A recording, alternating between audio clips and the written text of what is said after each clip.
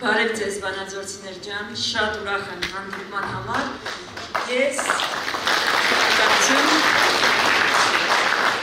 Ես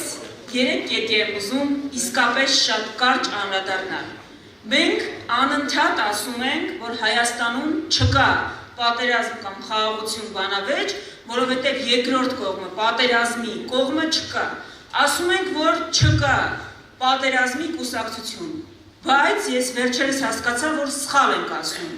Հայաստանում իրականում կա պատերազմի կուսակցություն, այդ պատերազմի կուսակցությունը իշխող կուսակցությունն է,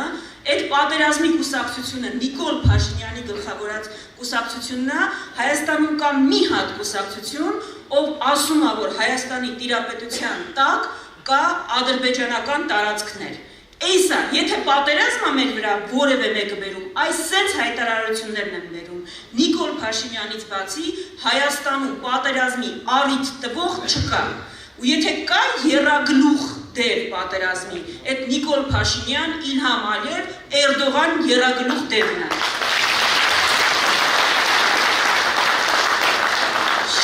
Շատ ուրախ եմ հատկապես երիտասարդների տեսնել, շատ երիտասարդների տեսնել դահլիճում, մենք մի քանի շաբաթ է ներկայացնում ենք մեր պլատֆորմը, տարբեր ոլորտների մեր առաջարկությունները, կրթությունից մինչև սոցիալ-տնտեսական, եթե հարցեր կլինեն վստահ եմ կանդրադառնանք դրանց մանրամասն, բայց ես մի կարևոր բան եմ ուզում ասել։ Սիրելի ներկաներ, սիրելի հայրենակիցներ, հատկապես սիրելի երիտասարդներ, մենք հունիսի 7-ին ընտրում ենք բանակցով, մարդու, ով մեր անունից պիտի գնա շատ ծանր դիրքերից վարի ծանրագույն բանակցություններ։ Մենք ընտրում ենք մարդու, ով պիտի ներկայացնի մեզ բոլորիս։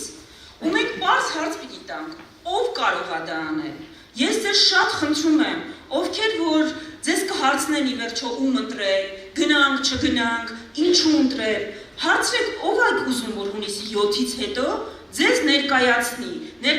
Ալիևի առաջ, ներկայացնի Էրդողանին առաջ, ներկայացնի գերտերությունների ղեկավարների առաջ, եւ ուսանալուց բացի ով կարող է դա անել։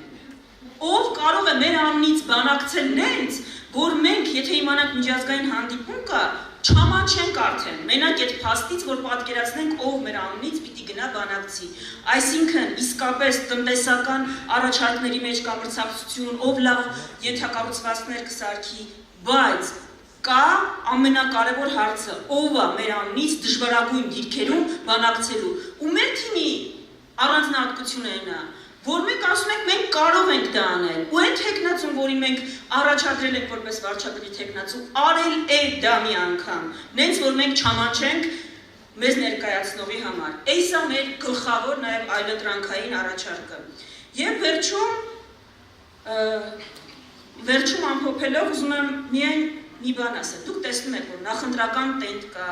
ինչ հայտարարություններ են անում, ասում են, որ իրենք ունենալու են բացարձակ մեծամասնություն, ժողովուրդ ջան, սա բացարձակ մեծամասնություն ունեցող ուժի վարքագիծ չի, այս ինքնավստահ ուժի վարքագիծ չի, ի վերջո ինքնավստահ ուժը իրենց ենք չի պահում ու հայտարարություններ չի անում, սեփական ժողովրդին պատերազմով չի սպառնում, դրա համար իրենք էլ շատ լավ գիտեն, որ մենակ ձեր ակտիվ մասնակցությունը, ընտրատեղամաս գնալը, իրենց օգտին չքվեարկելը իրավիճակ է փոխելու։ Ի վերջո,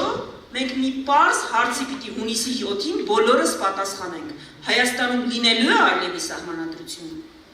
Ալիևը մեր անվտանգության երաշխավորն է։ Մենք ասում ենք ոչ։ Եկեք իրար հետ համազգային այդ ոչը ասենք,